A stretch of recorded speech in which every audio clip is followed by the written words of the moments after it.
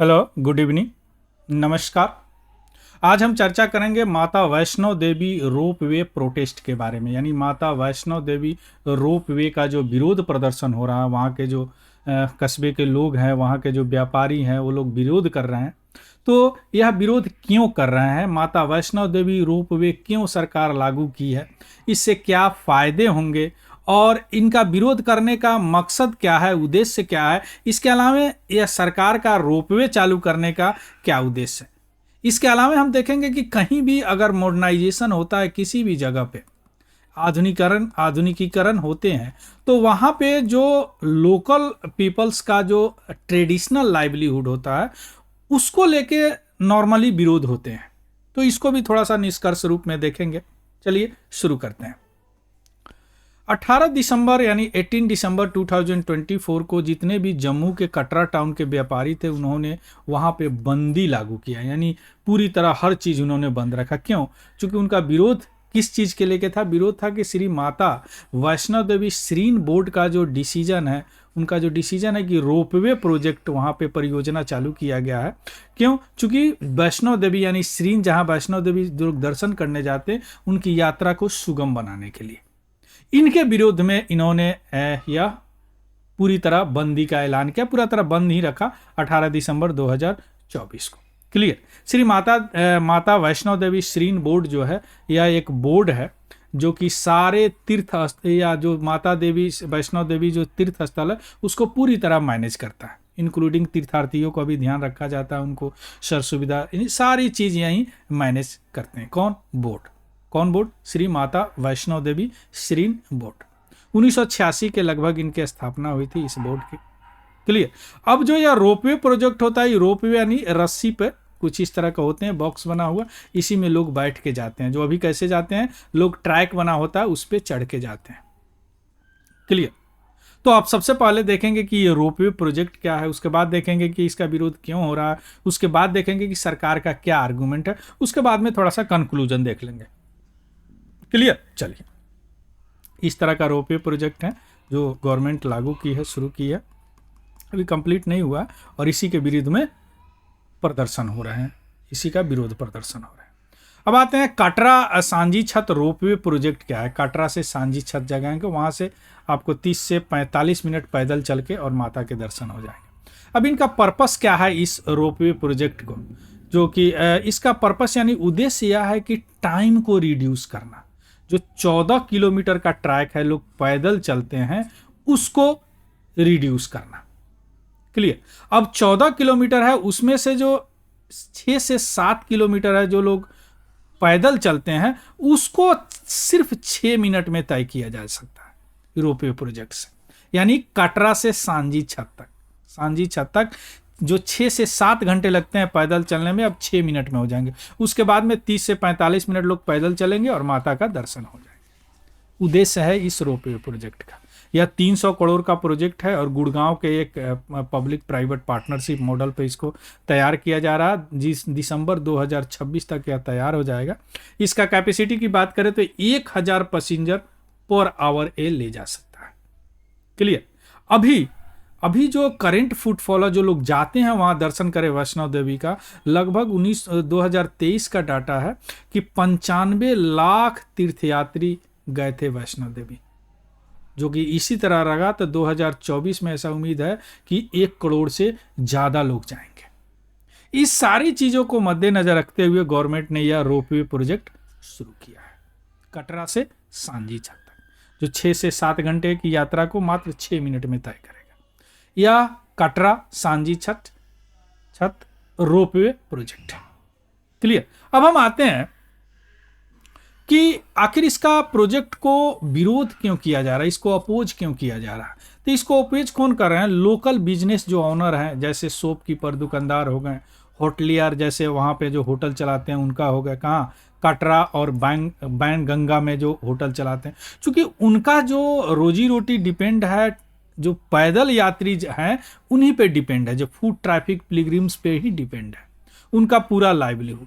अब वहाँ पे 6-7 घंटा लोग चलते हैं तो कुछ ना कुछ खाते पीते चलते हैं, कुछ लेते चलते हैं ना।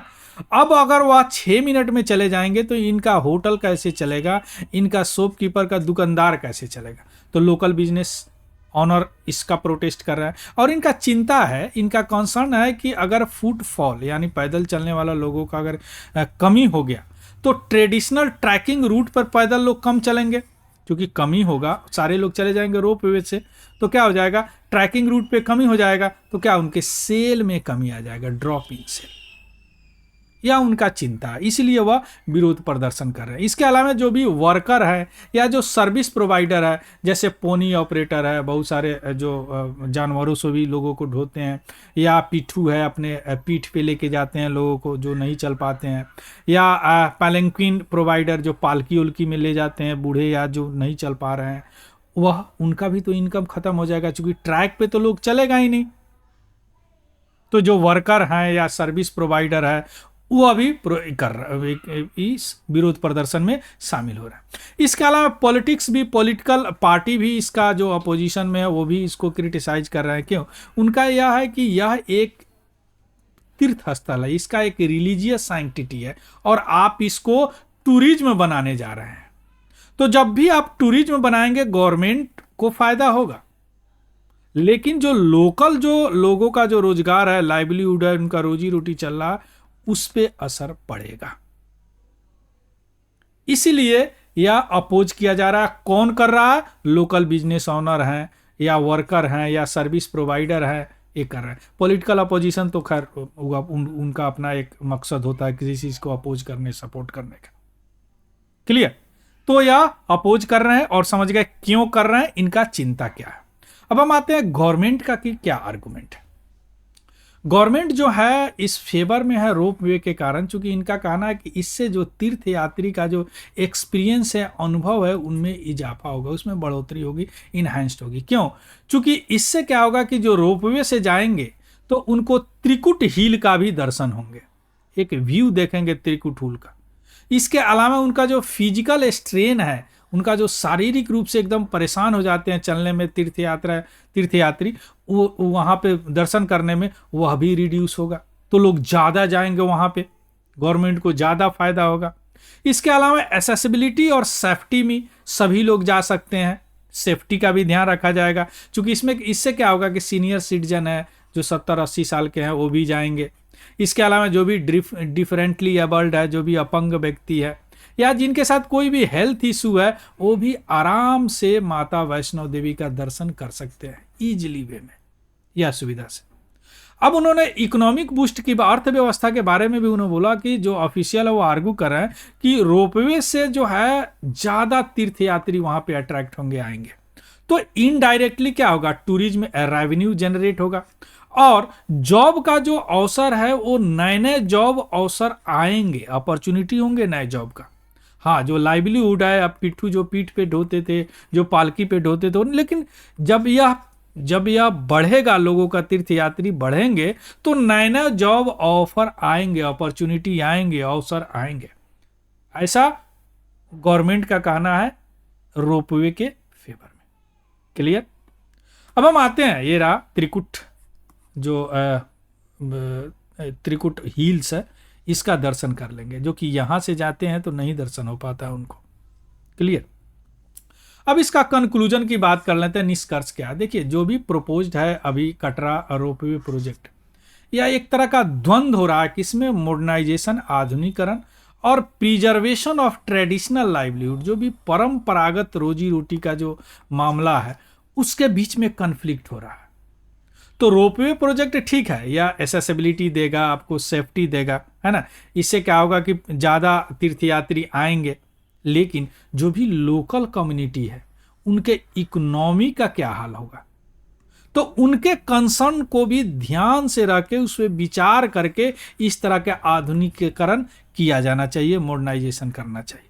क्योंकि यह जो प्रोटेस्ट है, यह जो विरोध है, एक तरह का रिफ्लेक्ट करता है कि डेवलपमेंट और जो भी सोशियो इकोनॉमिक इंटरेस्ट है स्टेक होल्डर का, जो भी वहाँ लोकल है, उससे जुड़े हुए लोग हैं, तो उनको भी ध्यान में रखना पड़ेगा।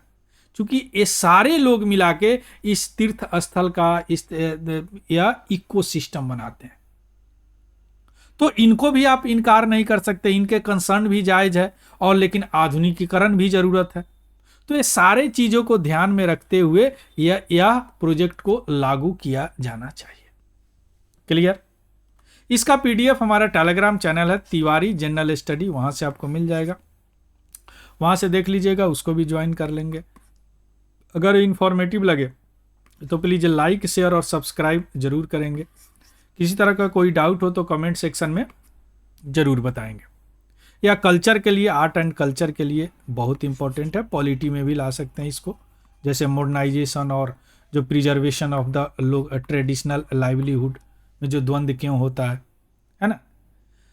So thank you, have a good day and happy learning. Thank you very much.